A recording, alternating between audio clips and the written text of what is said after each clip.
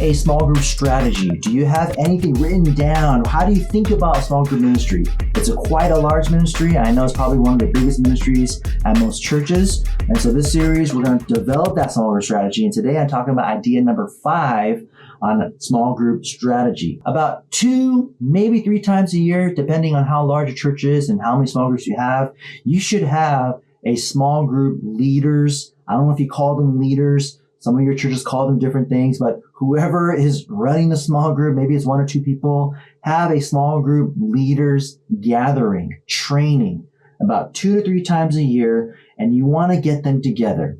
This is really important because you really want to make sure your small groups, they meet by themselves every week for about 40, 45 weeks a year, depending on if they take breaks or not. And you really want to make sure you have these gatherings to make sure that, hey, remember, we're all part of the same church. There's something called small group silos. And that's when the small group, they get so close together and they love each other so much, which is great, but they start kind of drifting away from the larger church. And you got to make sure that the small group remembers that they're part of the large church. The small group itself is not a church. That's one of the dangers of small group silos. Small groups get so close together that they kind of feel like, you know what, we don't want to go to Sunday service anymore because we're just going to be a small group. This is our church. Not really. I don't think that's really true.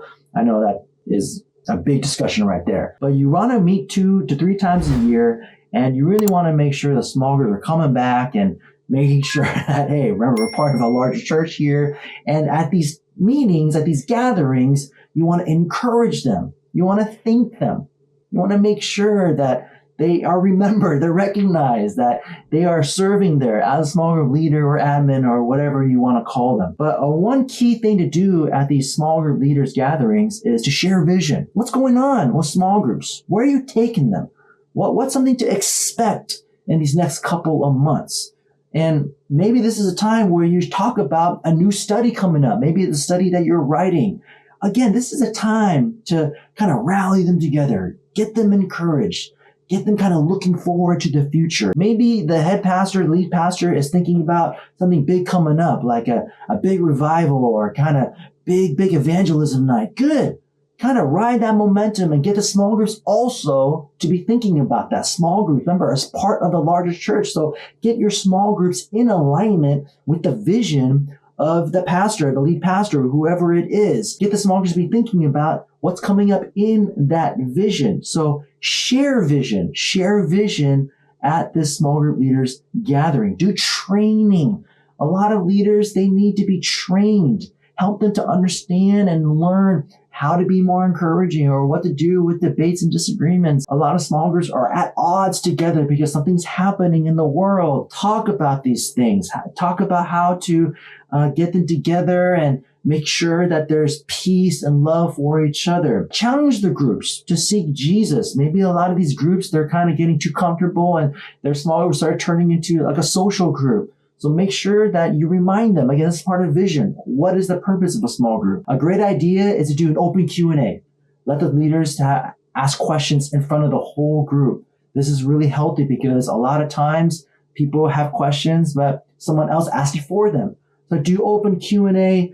I wouldn't do that the whole time because that kind of gets tiring for people. But do have some time for Q&A, or maybe you want to invite a guest speaker to address a certain topic, certain challenge that your small groups are experiencing.